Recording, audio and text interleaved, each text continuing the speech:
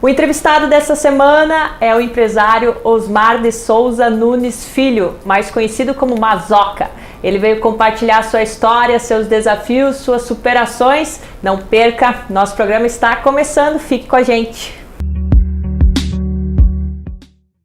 Hoje estamos conversando com o Mazoca. Ele é formado em turismo, é empresário do Grupo Marambaia, é o Hotel Marambaia e também da concessionária Marambaia. Veio compartilhar aí conosco a sua história. Mazoca, seja muito bem-vindo ao nosso programa. Muito obrigado, foi um prazer, quero agradecer o teu convite aqui.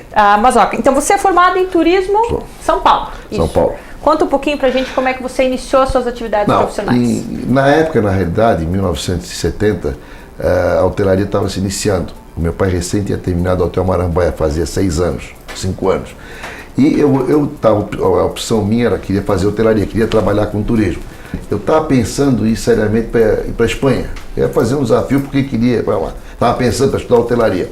O que surgiu nesse inteirinho, o Dagoberto Blese Júnior, que é de Itajaí, ele foi para São Paulo, trabalhava na Varig e começou a fazer o curso de hotelaria, de turismo e hotelaria, na Faculdade de Turismo do Morumbi, isso em 70. Aí ele escreveu um artigo, eu soube disso, aí eu fui a São Paulo e lá já estava começando a faculdade, estava no primeiro ano. E aí eu fui para São Paulo no segundo semestre, terminei o contador lá e fiz o vestibular e passei. Então iniciei em 71 a Faculdade de Turismo e Hotelaria. Eu sou da segunda turma, da Dagoberto Blese é da primeira turma. E me formei em 75, a formatura foi em conjunto dos 2 primeiros anos, né? E a gente realmente aí, foi quando terminou, eu voltei para cá, mas nesse inteirinho eu trabalhei em turismo lá e pude aperfeiçoar muito, que a hotelaria naquela época também estava num crescimento muito grande no Brasil e estava com o Senac em São Paulo, tudo isso, estava iniciando já em São Paulo com um nível de hotelaria internacional, recente inaugurado Rede Hilton, tudo isso. Então eu me aperfeiçoei, abrimos o escritório do hotel lá, porque na época tinha uma coisa muito interessante, Clarice. Era difícil você manter contato para cá. O telefone era 4, 5, 6, 8 horas. Você fazia reserva através de telegrama. Então nós resolvemos, o meu pai, de montar um escritório de reservas em São Paulo. Então a gente com isso saiu na frente. As pessoas reservavam lá, divulgavam, se promovia, e se mantinha contato com as agências e fazia reserva lá. Então com isso, automaticamente, quando chegava ali em dezembro, já estava com o hotel todo lotado para a temporada toda, que criava facilidade. Que ano foi a fundação do Hotel Marambaia? Marambaia ele foi inaugurado em 1964. E a segunda etapa foi 74, 10 anos depois, a parte de trás. Então o Marambaia completou 50 anos recentemente. Então com isso foi muito bom porque a gente pôde superar algumas fases difíceis aqui na região, né, com esse escritório em São Paulo, porque a comunicação era muito difícil, você não tinha condições de saber como Não se tinha online, então, né? Não tinha, você estava com um hotel no fim, com espaço, e o cliente não podia vir porque a pessoa tinha medo também de se deslocar de lá. E não sabia como é que era. E a estrutura também hoteleira naquela época era bem menor em Balneário Camboriú. E aí com isso eu me formei, voltei para cá, e comecei aí a trabalhar no hotel, trabalhei até 2004, 2005, e tá aí nesse inteirinho eu exerci a presidência da Santur, o órgão oficial do turismo do estado de Santa Catarina, de 87 até 91, na época nós criamos aquela frase Santa e Bela Catarina, desse período, e dividimos o estado em região, tudo isso. E aí eu tinha esquecido, comecei com negócio automóvel em 95, e aí quando o Leonel Pavão foi prefeito a segunda vez em Balneário, me convidou para trabalhar com ele. Eu disse que ia ficar 6 meses. De 6 meses eu fiquei 12 anos. Hoje eu acho que fui o secretário mais longínquo aqui da região, até do estado. Mas graças a Deus, pude fazer um bom trabalho de equipe, é importante, que todos onde eu passei, eu sempre tive uma equipe muito... que vestia a camisa realmente, muito motivada, né? Para poder ver realmente as coisas acontecerem.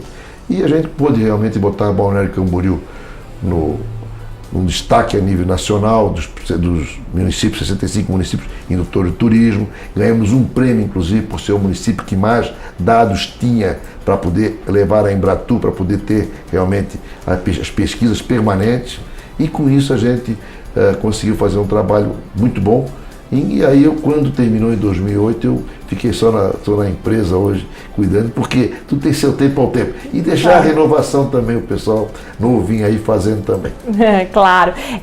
Mas o que eu achei interessante que você me colocou que na época, né, foi um diferencial você ir a São Paulo justamente porque lá você tinha contato com as agências, enfim, não se tinha tanto acesso à informação. Hoje em dia o hóspede já tem esse acesso à informação. Exatamente. E o que mais, além dessa acessibilidade com relação à comunicação, mudou do hóspede da época para o hóspede atual? Mudou completamente. Primeiro, as pessoas vinham mais distantes, as pessoas de perto não vinham tanto veranear. Veranear em hotel, estou falando. Vinha veranear em apartamento, em casa, isso. Mas hoje as pessoas de próxima vêm para os hotéis. Segunda questão que tinha, as pessoas, a aviação era muito menor, né? O automóvel também, as pessoas vinham só para ficar períodos mais longos, 10, 15 dias. Hoje no máximo é 4, 5 dias. Né? Outra coisa que tinha interessante também, que as famílias vinham, toda a família vinha, ficava a família toda no hotel e praticamente vivendo o tempo todo dentro do hotel. Eles não saíam para ir para uma outra praia, tudo isso, ou para ir para um outro local. Pessoas vinham, permaneciam o tempo todo no hotel. Além disso, as pessoas, vamos colocar, eram diferentes, não era, e vinham repetidamente, todos os anos as pessoas voltavam, eles chamavam que era, vinham para o veraneio. E hoje não, hoje é 4, 5 dias, de famílias grandes, hoje é 4, 5 dias, a pessoa vai embora, hoje não é essa permanência tão grande dos hotéis, que as pessoas têm mais opções, né? E também, você só tinha movimento também do mês de dezembro até 15 de março, até Páscoa. Depois de maio, junho, o próprio julho, que tinha um pouquinho melhor, agosto, setembro, você praticamente tinha 10, 20% de ocupação nos hotéis. Era realmente muito difícil, então a gente tinha que usar a criatividade para poder movimentar fora dessa época. Mas as pessoas, por exemplo, de Blumenau, de Joinville, ou de Rio do Sul, ou de Criciúma, não vinham passar em hotel, eles vinham para apartamento. Então a cultura mudou. E a própria cultura de viagem também mudou. Hoje, a facilidade do cartão de crédito. Tem uma série de coisas que antes você já tinha que pagar o hotel à vista, né? Hoje você paga em 10 vezes. Então mudou completamente a cultura do brasileiro. Hoje está muito mais fácil e o turismo, na minha visão, é a bola da vez. E com relação a quando você foi secretário de turismo, qual que foi uma grande realização sua? Olha, a nível de Estado, a gente pôde fazer, né, aquela frase Santa Bela Catarina, que foi algo realmente muito diferente, e que marcou, que é o emblema turístico de Santa Catarina, que era uma reclamação muito grande por parte de todas as regiões do Estado. Nós dividimos o Estado em regiões turísticas, que depois foram ampliados. A gente pôde fazer uma divulgação e promoção permanente do Estado, no Brasil todo. As festas de outubro foram consolidadas nesse período que a gente divulgava. A gente divulgava o Estado como um todo, divulgava desde o litoral até o oeste catarinense, que no passado se concentrava muito na região do litoral do estado, e não esquecia-se a região de lá, da Serra. A Serra Catarinense começou naquela época a divulgação, inclusive com turismo rural naquele período. Então mudou com o turismo de 87 a 91, mudou completamente para hoje. E também o estado não tinha a estrutura hoteleira que tem hoje, era bem pequena, mas se começou com isso a desvendar. No oeste, o ponto mais importante era Fraiburgo. Depois não tinha Três Itilhas, não tinha as águas termais do oeste, não tinham nada. Mas isso cresceu. Eu acho que o governo Pedro Ivo comentava, e no plano de governo dele foi a interiorização do turismo, não ficar só apenas no litoral. Porque o litoral, já por si só, pela BR-101, tudo isso, que foi a partir de 70 que começou a crescer, né? E mais de qualquer forma, eu acho que foi a semente que se plantou, que hoje está esse desenvolvimento muito grande do estado como no todo, que não depende apenas do litoral. O estado hoje tem outro contexto geral do turismo. E teve um momento de superação, assim, uma situação desafiadora na sua carreira? Olha, bom, quando teve em Balneário, teve. Quando saiu na Rede Globo que Balneário Camboriú era poluído, que a areia da praia era poluída, assim, no Jornal Nacional. Isso aí com o prefeito Pavan na época, o secretário Rubens, que é de planejamento, foi um momento assim, muito, muito duro para a gente, porque ele vinha fazendo um trabalho, disse que podia jogar tudo de água abaixo, mas um trabalho aí bem planejado, com toda a equipe que tinha na época naquela prefeitura, a gente pôde dar a volta por cima e Balneário passou a ser chamada como a Miami brasileira. Balneário teve realmente um momento, a prova foi dos investimentos que foram feitos, um movimento ímpar, né? Agora, isso é normal porque a administração vão cedendo, cada um dá um foco mais. E a cidade cresceu bastante, nesse período de 95 até 2008, em que realmente ela se consolidou a nível nacional, né, internacional também, e com qualidade, que é o importante, não é na quantidade, né? E uma coisa muito importante, Larissa, que tem que se dizer que o crescimento deve muito também à Univale. A Univale, ela foi realmente, não só para Balneário, mas toda a região. Ela equilibrou, porque as pessoas vinham estudar em Itajaí ou Balneário Camboriú e moravam em Balneário Camboriú. Com isso, a cidade passou a ter uma população estável durante o ano todo e pôde, com isso, ter os serviços funcionários durante o ano todo. Não adianta você ter um restaurante funcionando só no verão, ou uma mercearia, ou um supermercado. Não, tem tudo, a estrutura toda tem, porque o turismo a qualquer momento pode chegar. E a Univale foi responsável porque as pessoas alugavam um apartamento ou tinham um apartamento, os filhos vinham estudar ou em Itajaí ou em Balneário, aqui na região. Então, isso foi realmente um grande diferencial que na época da primeira administração do Pavão, o Pavão levou para lá o campus da Faculdade de Turismo. Depois, a coisa foi ampliando progressivamente. E que eu vejo isso hoje, o grande diferencial, que a cidade passou a ser uma cidade também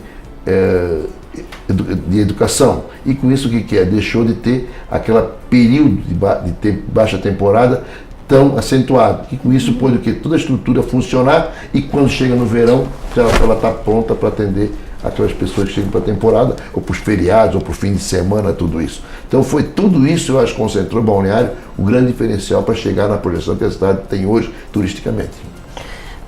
Adorei, muito interessante a colocação. Eu acho que você mesmo veio para cá por causa da Univale. Eu fiz meu mestrado aqui.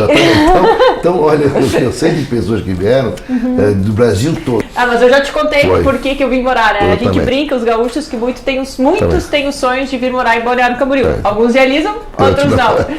Mas só que nós temos que dar o break, alguns minutinhos, pessoal, daqui a pouco a gente está de volta, tá? Estamos hoje conversando com o empresário Mazoca, ele veio compartilhar a sua história, Mazoca. Então nós já conversamos sobre o hotel, Marambaia, já falamos também sobre quando você foi secretário de turismo, presidente da Santur. Eu quero saber um pouquinho agora da Marambaia Veículos, você como empresário. Nós sabemos hoje em dia, né, que o mercado automobilístico retroagiu muito. Até você estava me comentando, cerca de 10, 12 anos. Você pode dar um panorama geral sobre essa situação? O que acontece? O veículo vinha tendo uma facilidade de financiamento, o juro barato, né, e uma facilidade de pessoas adquirirem os carros, né. E hoje, com as opções que tem no Brasil, cada mercado bem atuante, isso criou-se facilidade das pessoas adquirirem, com o aumento do poder aquisitivo, que foi uma realidade, e se as pessoas passaram ou a trocar ou a comprar ou ter o seu primeiro carro, né? Foi a prova aí do volume de carro que se vendia aí no Brasil até o ano 2014. Né?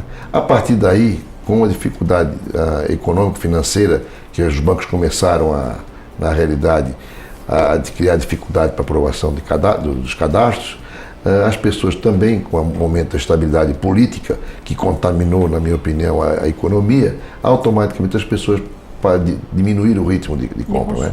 E com isso, as pessoas passaram primeiro a demorar a trocar o seu carro ou a comprar o seu carro. Né? Lógico, há um mercado comprador ainda hoje, só que esse mercado é muito aquém daquilo que estava existindo. Nós entramos na realidade no mercado real agora. Claro. O mercado que estava em real, em termos de sinalizar nesse foco, nesse ponto de vista. Né? Então, o que acontece? As empresas tiveram que mudar completamente aquela estrutura que tinha, se reinventar, podemos dizer assim. E lógico que com isso, o cliente hoje, ele sempre foi a preocupação de melhor atender, mas ele passou a ser mais importante ainda e mostrando o que o produto tem, pela concorrência que tem, pelos inúmeros marcas que tem hoje. Né, um mix de veículos no Brasil é muito grande hoje. Claro. Né? É um dos países que mais tem, quase igual aos Estados Unidos. Isso, exatamente. E também, ano passado, como era só o marido que resolvia comprar um carro, hoje a esposa, os filhos têm voz ativa, eles sabem pela internet tudo aquilo que o carro possui, tudo, eles sabem tanto quanto o vendedor, consultor de venda, como é que aquele carro é. E ele tem as opções de oferecer realmente desde um carro de entrada até um carro prêmio, que todas as linhas têm. Então isso realmente mudou muito, muito, muito. Isso é bom, é importante, porque dá o que é o cliente hoje, tem a oportunidade de aquilo que ele deseja de poder adquirir. Com relação às ações estratégicas, o que seria estratégico hoje para o mercado automobilístico para você se diferenciar? Olha, eu sempre, não é de hoje, desde que nós começamos há 20 anos, é o atendimento. Nós somos de serviço para produto. Em que sentido? Dar um atendimento realmente diferencial. Desde a entrada da pessoa na loja, nós temos recepcionistas que recebem o cliente desde que nós começamos há 20 anos atrás. A partir daí, o nosso pessoal está preparado com um treinamento constante. E a empresa está sempre aberta, o atendimento a qualquer hora, a qualquer momento, está à disposição. E o pós-venda, que é muito importante, a parte de oficinas, né? A parte de funilaria, a parte tudo isso de peças, porque é aí que você mostra para o cliente que você está preparado com isso. Né? Agora, é importante, são as pessoas que estão lá, todo mundo está focado e está sabendo exatamente como tem que ser. Todo mundo ter conhecimento daquilo que está acontecendo. Então isso, não só no hotel, como eu expliquei anteriormente, mas também no concessionário de veículos, também tem que estar assim. E está se renovando permanentemente, como hoje, na sua pesquisa você fez a questão da mulher. A mulher hoje é um fator decisivo na escolha do carro. Compras. Não só o carro para ela, mas o carro do marido também. Né? E com isso você tem, todos os carros hoje vêm com detalhes, para a própria esposa, tudo isso, de colocar o óculos, ou aquelas coisas que são importantes, para ligar o celular no painel, tudo isso. Então, cada vez mais, as montadoras estão focadas nisso, tomando conhecimento, e também hoje, por exemplo, quem leva o carro para consertar é a mulher, não é o marido. Então é uma coisa que no passado não tinha. Então você tem que estar preparado com toda a equipe nesse sentido. Eu acho que esse que é a grande estratégia e cada vez mais está na frente. Está na frente para poder saber o que vai acontecer, para poder. Hoje é a internet. Hoje, cada vez mais as pessoas mandam. A conectividade. As pessoas mandam através do computador, não do computador, do telefone, mandam um pedido, querem saber tudo isso, você tem que responder rapidamente, você não pode deixar para depois. Quem responde primeiro leva, né, a pessoa automaticamente fica mais ligada. E além disso, você tem que estar sempre reciclando para poder o que é aquele cliente que está na tua loja, ele está sempre sabendo que está precisando dentro da própria loja, isso, aperfeiçoando e se modernizando.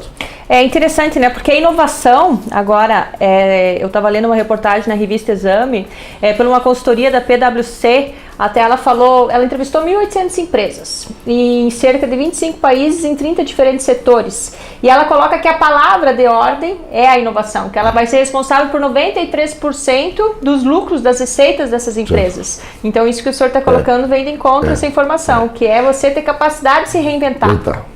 É o tempo todo, e as pessoas têm que todo mundo pensar, saber o norte que é, com um treinamento constante. Não é só um treinamento, faz um processo, um programa e depois para, não.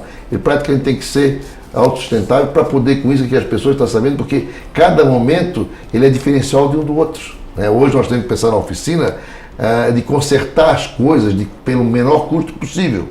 Porque a situação não pode, as peças hoje no Brasil, de uma forma geral, são importadas, a grande maioria. Isso encarece, é caro as peças. Então você tem que ter a criatividade de poder, conseguir resolver de uma forma ou de outra, de uma forma mais simples possível. E também está ligado que vê o custo-benefício das coisas. Claro. Pensar sempre como o cliente, não pensar como vendedor, pensar como cliente para poder realmente chegar em conjunto. O senhor como empresário, o que o senhor observa na hora de contratar uma pessoa? Olha, hoje é aquela história, cada vez tem que a pessoa mais preparada, tem que estar com mais conhecimento, com o número de cursos, né? E também aquilo que ele transmite, o brilho nos olhos que ele tem. É fundamental para poder realmente o que ele pensa, qual é o objetivo de médio e longo prazo dele, certo? Para poder com isso você fazer análise. Agora, ele tem que vestir a camisa da empresa, isso é fundamental hoje, né? E está realmente vendo que criar facilidades para o cliente, não colocar obstáculos. Hoje o cliente quer saber a solução do problema, então eu acho que é muito importante. E para o empreendedor, nesse período de crise, o que você considera fundamental? Você tem que tomar medidas que às vezes não são simpáticas, né?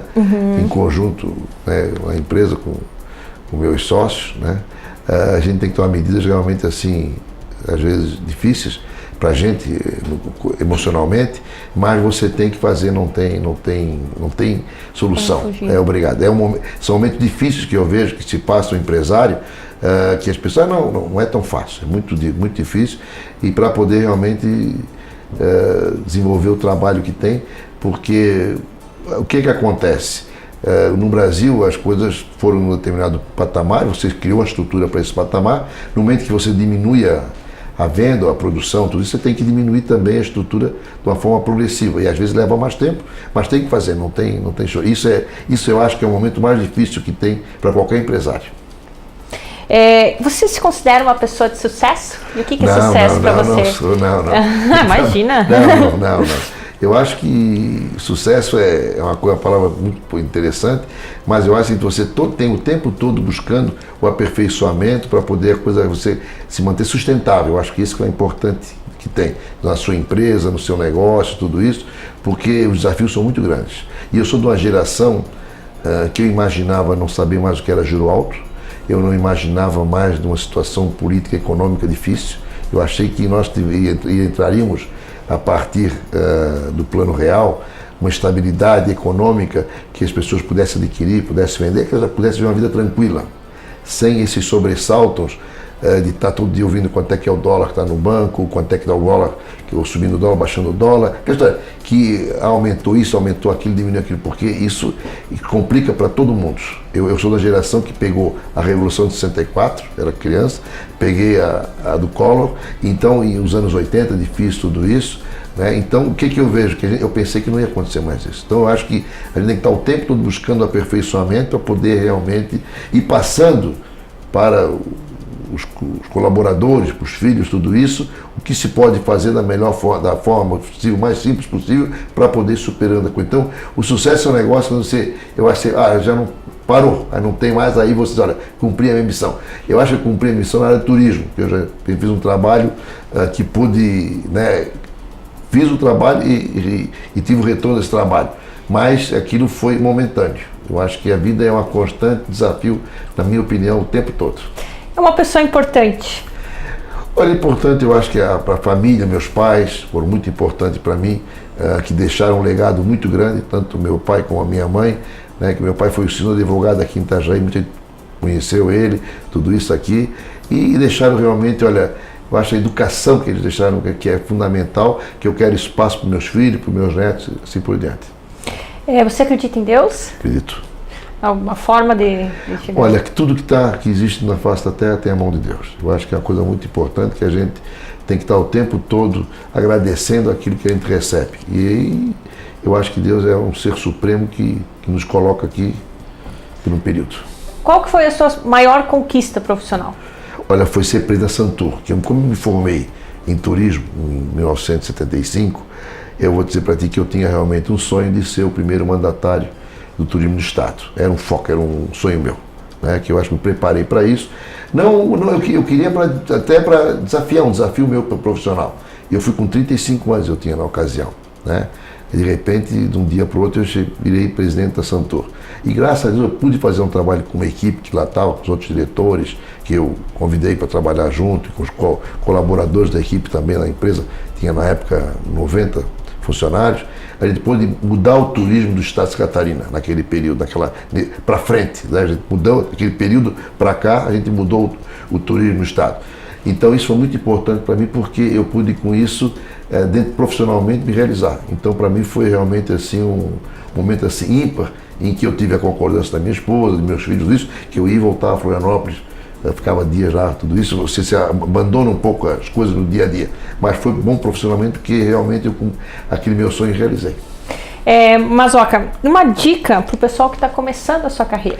Persistência, muita persistência e muito trabalho, porque a persistência é lógico, e de uma forma hoje muito planejada, cada vez se aperfeiçoar mais na área de estudo, né? Estudando, aperfeiçoando, com cursos, tudo isso. Por quê? Porque hoje, cada vez mais, nós temos ferramentas modernas que podem facilitar para você atingir os objetivos mais rapidamente.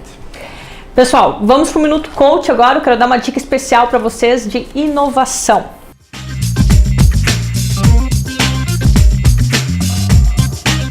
Pessoal, uma coisa que eu coloquei na entrevista, que é o resultado de uma pesquisa que foi feita pela empresa PwC, consultores é que a inovação será a grande responsável por 93% do resultado, dos lucros da sua empresa. E o que é inovar? Inovar é aquela capacidade que você tem de reduzir os custos e agregar valor para a sua marca. Só que tem um autor muito interessante, que é o Gary Hamel, no Futuro da Administração, e ele coloca duas características fundamentais de por que as empresas têm tanta dificuldade na hora de inovar. Primeiro é a negação, ou seja, é quando a empresa nega que os fatores externos mudaram, que é o que aconteceu com as gravadoras na época do download das músicas online, que desdenharam isso e muitas acabaram quebrando. Então existe essa negação. E depois é a escassez de estratégia, ou seja, como as pessoas negam, elas não são preparadas para inovar, para ter novas estratégias, há uma escassez nessas estratégias. A Google é considerada, tanto por essa reportagem da revista Exame, também pelo Gary Hamel, como a principal empresa inovadora do mundo.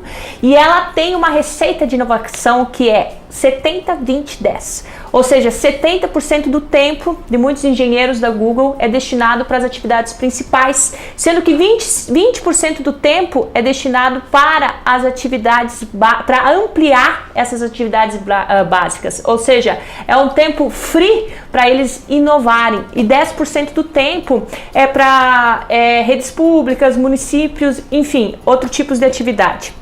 Então vejam bem, 30% do tempo é destinado para inovação. E eu pergunto para você, quanto tempo ou o que você faz para sua empresa ser uma empresa inovadora?